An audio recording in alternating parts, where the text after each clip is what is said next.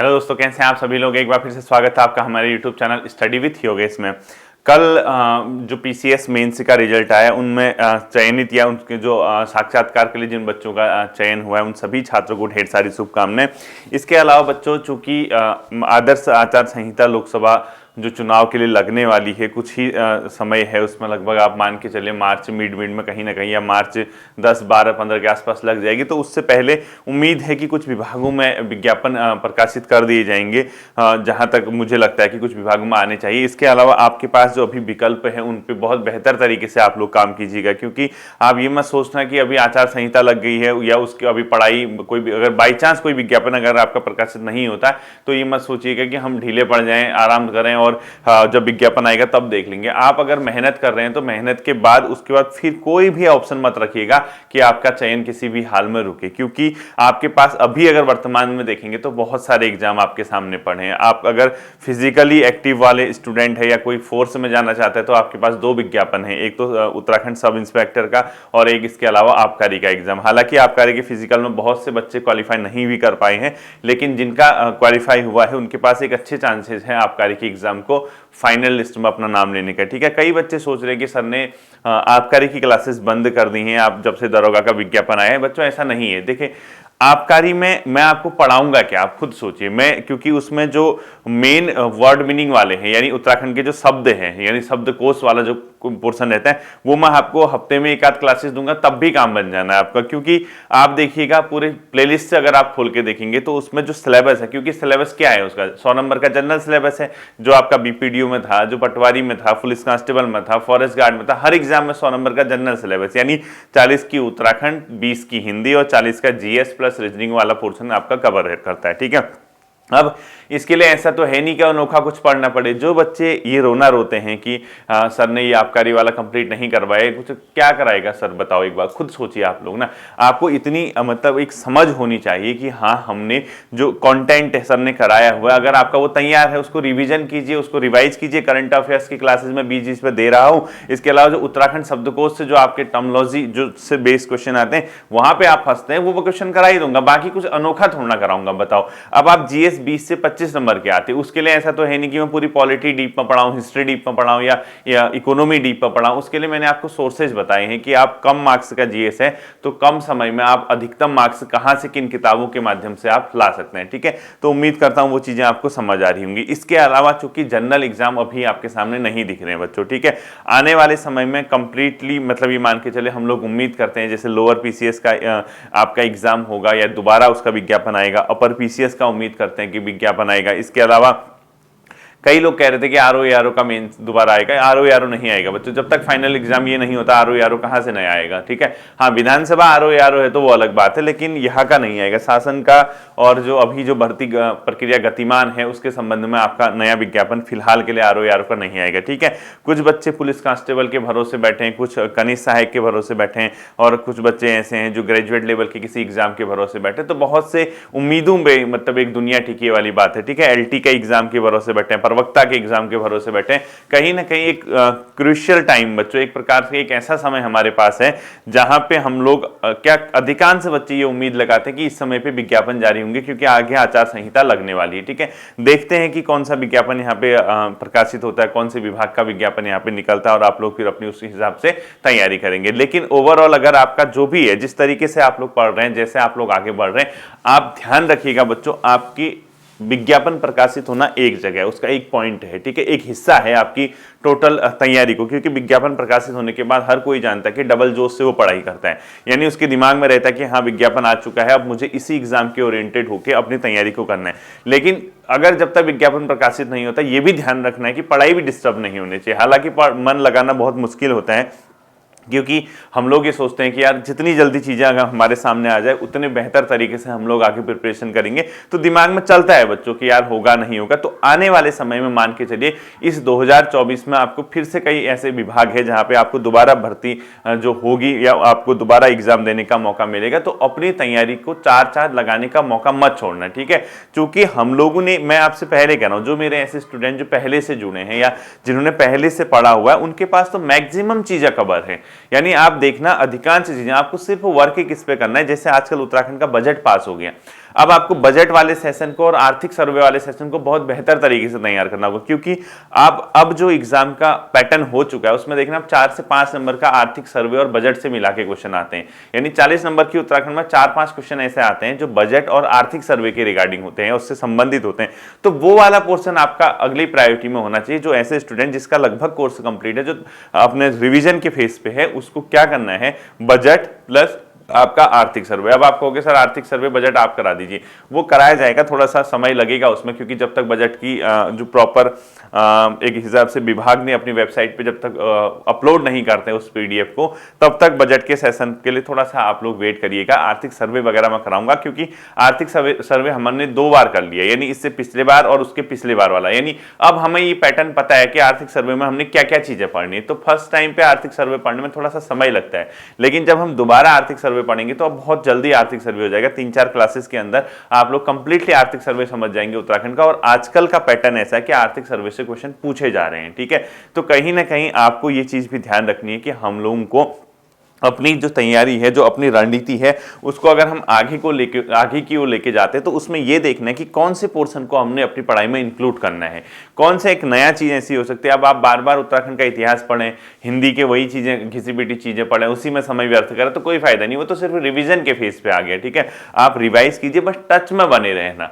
अगर आप टच में बने रहते हैं तो कहीं ना कहीं आपको बेनिफिट होता है। तो सबसे पहली प्रायोरिटी उन बच्चों की जिसके पास एक पूरा मतलब माइंडसेट जिसका ये है कि मुझे उत्तराखंड सब इंस्पेक्टर का एग्जाम क्रैक करना है, जिसका माइंडसेट ये है, उसको तो डिस्ट्रैक्ट होने की जरूरत ही नहीं है बच्चों। उसको बिल्कुल भी ये मत सोचना कि मैं उत्तराखंड दरोगा से हटके, क्योंकि अगर आप मेंटली इस चीज के लिए प्रिपेयर्ड हैं कि आपको इस एग्जाम को निकालना है तो आप जी जान लगाइए। आप ये मत देखिए कि कौन सा विज्ञापन कब आ रहा है, कौन सा कैसा आ रहा है। आप फॉर्म भरिए, कोई उसमें प्रॉब्लम नहीं, आप एग्जाम भी दीजिए, लेकिन आपको सबसे प्रायोरिटी में जो रखना है, जिन बच्चों का उत्तराखंड ऐसा एग्जाम निकाल के दरोगा बनने का सपना है, उसको प्रायोरिटी में उसी को रखना है। तो उसके साथ आपको क्या करनी पड़ेगी, मेहनत करनी पड़ती है। और मेहनत अगर आप करोगे, आप 24 घंटे में अपना पूरा शेड्यूल बनाइए। आप देखिए कि शेड्यूल में कहां पे कौन सी चीज आपके समय के अनुसार फिट बैठती है, और उसी समयानुसार आप अपनी क्या कीजिए, तैयारी को आगे बढ़ाइए, क्योंकि ये बहुत महत्वपूर्ण होता है बच्चों। इस समय पे जब बहुत से लोग इधर उधर बिजी रहते हैं, सोचते हैं कि यार होगा एग्जाम, पता नहीं कब होगा। कई बच्चे पूछ रहे हैं कि उत्तराखंड एसआई का एग्जाम कब होगा। अरे जब होगा वो तो आयोग की वेबसाइट पे दिख ही जाएगा ना, उससे क्या हो जाएगा बताओ। आपको आज भी पढ़ना है, आपको कल भी पढ़ना है, जब तक आपका एग्जाम नहीं होता तब तक आपको पढ़ना ही है। अब मैं कह दूं कि उत्तराखंड एसआई का एग्जाम मई में होगा तो आप क्या करेंगे, मतलब बहुत तेजी से पढ़ेंगे क्या? और मैं कह दूं कि अक्टूबर में होगा तो उससे क्या हो जाएगा, आप ढीले हो जाएंगे। आपके पास इतना बड़ा सिलेबस है, इतना बड़ा सिलेबस है, आपको देखना, अगर आप वास्तव में इसको एग्जाम को क्रैक करने की सोच रहे हैं तो आपको पढ़ते पढ़ते पता भी नहीं चलेगा कि 5 से 6 महीने कहां गुजर गए, और तब भी आपको लगेगा कि आपका सिलेबस पूरा नहीं हुआ है। बच्चों वो बहुत लेंथी सिलेबस है, इतना आसान नहीं है उसको कवर कर पाना। तो ये आपको पूरा सोचना है कि हमने जिस एग्जाम के पीछे अपना मतलब एक हमारा उद्देश्य है कि हम इस एग्जाम को क्रैक करें, जहां पे हम ये सोच रहे हैं कि हम ना कोई और एग्जाम को छोड़ के इसी के पीछे लगेंगे, तो उसी लेवल की आपको तैयारी भी करनी है। बाकी ऐसे बच्चे, कई बच्चे ऐसे हैं जिनका कोई एग्जाम ही नहीं है, वो भी तो सबसे बड़ी समस्या है ना, जिसका कोई एग्जाम ही नहीं है, अभी वो क्या करे। बच्चों ये देखना, अगर आपका कोई भी एग्जाम नहीं है तो इसका मतलब आपने पहले के एग्जाम तो दिए होंगे ना, कई एग्जाम आपने दिए होंगे, भले ही आपका अभी कोई एग्जाम नहीं है, तो आपको तैयारी तो करनी पड़ेगी ना। या तो आप एक काम कीजिए, आप मतलब किताब बंद करके कोई और काम वगैरह शुरू कर लीजिए। नहीं, अगर आप ये सोचते हैं, आप कई बच्चे इसमें ऐसे होते हैं, वो सोचते हैं कि तैयारी हमारा एग्जाम नहीं है और हम तैयारी भी छोड़ना नहीं चाहते, हम तैयारी कर भी नहीं पा रहे हैं। ये तो सबसे बड़ी समस्या है ना। जैसे देखना, जिसका एग्जाम हो तो उसके हिसाब से पढ़ना। अधिकांश बच्चे ऐसे भी होते हैं जिसका आगे एग्जाम ही नहीं हो, और उनसे कहोगे नहीं कोई बात नहीं, तो कोई और काम शुरू कर ले, फिर प्राइवेट काम वगैरह कर ले, तो प्राइवेट भी नहीं करना चाहते क्योंकि उनको पता है कि मिलेगा नहीं कुछ ऑप्शन। कैसे करोगे प्राइवेट, जब तक स्किल ही नहीं है, कोई ऐसा डिग्री डिप्लोमा है ही नहीं, तो कैसे प्राइवेट काम कर लोगे, ठीक है। अब वही करना है, दिहाड़ी मजदूरी वाला काम करना है, 8-10 हज़ार 5-7 हज़ार वाला, तो वो अलग बात है। फिर वो आपकी लाइफ का एक पार्ट, आपको भले ही लग रहा होगा अभी कि 5-7 हज़ार 8 हज़ार रुपये कमा के मैं अपना काम कर लूंगा, लेकिन बहुत लॉन्ग टर्म तक आप उससे खुश नहीं हो पाओगे बच्चों, क्योंकि जैसे जैसे उम्र बढ़ेगी, जैसे जैसे जिम्मेदारियां बढ़ेंगी, तो खर्चे बढ़ने तय हैं, ठीक है। तो आप वहां पे रह के अदर काम, अगर वहां पे उस काम को करके अगर आप अपनी लाइफ को फाइनल वहां तक ले जाना चाहते हैं, जो आप सोच रहे हैं, जो आपके सपने हैं, तो पॉसिबल नहीं हो पाएगा। इसके लिए आज ही तब करना पड़ता है। तो जिसका एग्जाम नहीं है एटलीस्ट उसको ये तो पता होगा ना कि उत्तराखंड राज्य का एग्जाम दे रहा हूं तो उत्तराखंड पूछेगा, उत्तराखंड पढ़िए। जिसका एग्जाम नहीं है उसको ये तो पता है ना कि जीएस यहाँ उत्तराखंड के एग्जाम में पूछी जाती है, जो जीएस पढ़िए, जीएस में मेहनत कीजिए। कुछ कहा सर, फिर बार बार पूछेंगे सर गाइड कर दीजिए, ये कर दीजिए, वो कर दीजिए, बता कितनी बार कोई इंसान गाइड करेगा। इसीलिए सबसे महत्वपूर्ण क्या होता है बच्चों, जब हमारे पास कोई एग्जाम नहीं होता, हमें डिमोटिवेट होने से बेहतर यह है कि हम मोटिवेशन लें और ये सोचें कि नहीं, आज नहीं तो कल हमारे सामने एग्जाम आना है, और जो भी हमारे सामने एग्जाम आना है उसको हमने क्रैक करना है। समय जाने में समय नहीं लगता बच्चों। देखिए मैं आपसे कह रहा हूं ना, आज कल जैसे पीसीएस मेंस का रिजल्ट आया, वो बच्चे भी तो कब से वेट कर रहे होंगे कब रिजल्ट आएगा, कब रिजल्ट है, लेकिन आज रिजल्ट आया तो एटलीस्ट खुशी तो हो रही होगी ना, देर आए दुरुस्त आए। वही आपके साथ भी होता है, भले आपका आज आपके सामने कोई एग्जाम नहीं है, लेकिन कल के दिन जिस समय आपका एग्जाम होगा तब आपको एहसास होगा कि काश आपने तैयारी कर ली होती, काश आपने मेहनत कर ली होती। तो जीवन में काश जैसा शब्द छोड़ना ही नहीं है। मतलब कभी आपको ये नहीं लगना चाहिए कि काश ऐसा कर लिया होता, काश वो कर लिया होता, काश पढ़ लिया होता। तो ये काश के चक्कर में अगर आप काश काश सोचते रहेंगे तो कहीं ना कहीं आप अपनी लाइफ में बहुत बड़ा क्या कर रहे हैं, मिस्टेक कर रहे हैं। समय है, समय रहते आपको जागना होगा, समय रहते आपको प्रिपेयर्ड होना होगा। आप बहुत ज्यादा कम्युनिटी के बीच में रह के तैयारी नहीं कर सकते बच्चों, आपको एकांत में बैठ के सोचना होगा, आपको अकेले बैठ के तैयारी करनी होगी। अगर आप भीड़ का हिस्सा हैं, भीड़ तंत्र का हिस्सा है और सभी की तरह आप जैसा वो कर रहे हैं आप भी वैसा ही कर रहे हैं, तो आप मान के चलिए कि आप पिछड़ जाएंगे बच्चों। क्योंकि ये तैयारी का एक ऐसा दौर होता है जहां आप आत्म जो मंथन करते हैं, यानी आप आंतरिक स्तर पे अपने एकांत में बैठ के सोचते हैं कि यार मुझे क्या करना है, क्या नहीं करना, मेरी स्ट्रैटेजी क्या होनी चाहिए, मेरी प्लानिंग क्या होनी चाहिए। क्योंकि सबसे बेहतर मार्गदर्शक कौन होता है, आप स्वयं होते हैं। आप अपने डेली रूटीन को देखिए कि क्या आप कल से बेहतर थे, क्या आप परसों से बेहतर थे, या आप जो आज कर रहे हैं क्या वो कल से बेहतर हो रहा है। जब आपको इसके जवाब आपके पॉजिटिव मिले, हाँ आप बेहतर कर रहे हैं, आप एक न एक दिन सफल होंगे, तो आप कभी भी जिंदगी में मात नहीं खाएंगे। क्योंकि जो उलझाया हुआ है, जो आपकी उलझने हैं, जो आपकी पढ़ाई के तरीके हैं, वो सब उलझे हुए हैं, मुझे पता है। क्योंकि आप पढ़ते सब है, मेहनत सब कुछ करते हैं, आप पूरा टाइम देते हैं, पूरा डेडिकेट होते हैं, हर चीज आप करते हैं, लेकिन आपकी पढ़ाई ना उलझी हुई है। उलझी इसलिए है क्योंकि आपके पास उत्तराखंड ही देखोगे, तमाम प्रकार के नोट्स, तमाम प्रकार के सोर्सेज आपके पास है।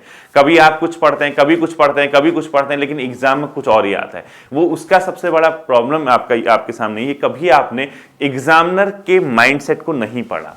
आपको यह समझ नहीं आया कि उत्तराखंड का अगर 40 नंबर का पोर्शन है, अगर हम वनडे एग्जाम दे रहे हैं या कोई भी एग्जाम दे रहे हैं, तो उस 40 नंबर में किस किस सेक्टर से कितने कितने क्वेश्चन आ सकते हैं।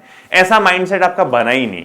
आपको मतलब एक अंधाधुंध दौड़ में आप भागते गए। आपको पता था उत्तराखंड इतिहास यहां पूछा जाता है, आपने कभी ये मनन नहीं किया उसमें 7 से 8 क्वेश्चन उत्तराखंड के इतिहास के आते हैं। 7-8 क्वेश्चन, 6-7 क्वेश्चन उत्तराखंड के इतिहास से आते हैं। 6-7 में 3-4 नंबर आपको आते हैं, 2-3 आपको नहीं आ पाते। लेकिन आपने ये सोचने के बजाय ये सोचा कि उत्तराखंड इतिहास की कितनी किताबें लगती है और कितनी किताबों में कितने फैक्ट हैं, आप उसको नोट करते गए। कभी आपने मंथन किया ही नहीं है कि उत्तराखंड के इतिहास में कितने क्वेश्चन आते हैं, कितना टाइम देना चाहिए और कहां कहां से क्वेश्चन पूछे जाते हैं। उत्तराखंड इतिहास के बाद आपको पता था कि उत्तराखंड भूगोल पूछा जाता है। आपने कभी नहीं सोचा कि उत्तराखंड भूगोल से 5-7 क्वेश्चन पूछेगा और किस किस सेक्टर से क्वेश्चन पूछा जा सकता है, क्या क्या मैं पढ़ूं। आपने उत्तराखंड के भूगोल से संबंधित उत्तराखंड के नदी, नाले, मंदिर, मस्जिद, जितना भी सब कुछ है, आपने सब कुछ पढ़ लिया। लेकिन आपको यह समझ नहीं आया कि अगर मैं सारे मंदिर पढ़ रहा हूं तो बामुश्किल एक क्वेश्चन मंदिर का आता है, क्यों मैं इतने मंदिर पढ़ रहा हूं। अपने नॉलेज के लिए, अपनी क्यूरियोसिटी के लिए अगर आप पढ़ रहे हैं तो अच्छा है, लेकिन अगर आप एग्जाम की दृष्टि से इस तरीके की रणनीति अपनाए हुए हैं तो कहीं ना कहीं आप उलझन में हैं बच्चों। इसके अलावा उत्तराखंड आर्थिक सर्वे बजट अब जो है ट्रेंडिंग में चल रहा है। अब जो है थोड़ा सा आप लोगों को पता चला कि हाँ बजट और आर्थिक सर्वे से भी क्वेश्चन आते हैं, वरना आज तक क्या था, बंद था। उत्तराखंड करंट अफेयर्स, गवर्नमेंट क्या कर रही, किस स्कीम को शुरू करते, अब आप अवेयर हुए हैं, वरना आज तक वो बंद था। 2 ही चीज चलती थी यहाँ उत्तराखंड इतिहास, और जो आपने नंबर ऑफ बुक सेलेक्ट की है, आपने नंबर ऑफ कंटेंट या number of questions from the content कभी नहीं सोचा कि किस पोर्शन से कितना आएगा। उस हिसाब से अगर आप रणनीति बनाते तो आज कब के आप लोग सेलेक्ट हो चुके होते। लेकिन अभी भी वक्त नहीं बदला है, अभी भी वक्त इतना आगे नहीं गया कि आप उस चीज के पीछे भाग गए, मतलब उससे पीछे रह गए। आप आज भी अगर अपनी जो कमियां हैं उसको सुधार करते हैं, उस पर अगर आप सुधार करते हैं तो कहीं ना कहीं कल के दिन आपको बहुत ज्यादा फायदा होगा। और बच्चों ये मैं पहले भी कहता हूं, सुबह का भूला अगर शाम को घर आ जाए तो भूला नहीं कहलाता है। इसीलिए जहां भी मिस्टेक हुई है, जहां भी समस्याएं रही, जहां भी कमियां रही, उसको सुधार कीजिए, उसको देखिए कि आपका एग्जाम। और ये मंथन अकेले होता है बच्चों, आप कम्युनिटी के हिस्सा बनेंगे और जैसे दुनिया कर रही है वैसा अगर आप कर रहे हैं तो आप बहुत पिछड़ जाएंगे, क्योंकि इसमें ना हर किसी की मेंटल एबिलिटी अलग अलग होती है, हर किसी के सोचने का तरीका अलग अलग होता है। हो सकता है आपके दोस्त 10 किताब पढ़ के भी बहुत ज्यादा पीछे रह रहे हो, और हो सकता है कि आपके अंदर ऐसी कैपेसिटी हो गई 1-2 किताब पढ़ के आप बहुत अच्छी चीजें सीख रहे हो। मेन चीज है कि हम जो पढ़ रहे हैं हमें यह दिमाग लगाना है कि उससे एग्जाम में क्या क्वेश्चन आ सकता है, एग्जाम में किस हद तक उससे फायदा हो सकता है। क्या हम ऐसा तो नहीं पढ़ रहे जिसका कोई यूज ही नहीं है, या हम कुछ ऐसा तो नहीं कर रहे हैं कि जो हमारे एग्जाम में आएगा ही नहीं और हम यहाँ समय व्यतीत कर रहे हैं। हर चीज को समय दीजिए, हर चीज के पैटर्न को समझिए, देखिए कि आपका एग्जाम पैटर्न क्या है, एक कॉपी में लिखिए कि एग्जाम पैटर्न ये है, उसमें चेक कीजिए कि कहां से कैसे कैसे क्वेश्चन पूछे जा सकते हैं, प्रीवियस ईयर के क्वेश्चन देखिए कि किस तरीके के क्वेश्चन पूछे गए।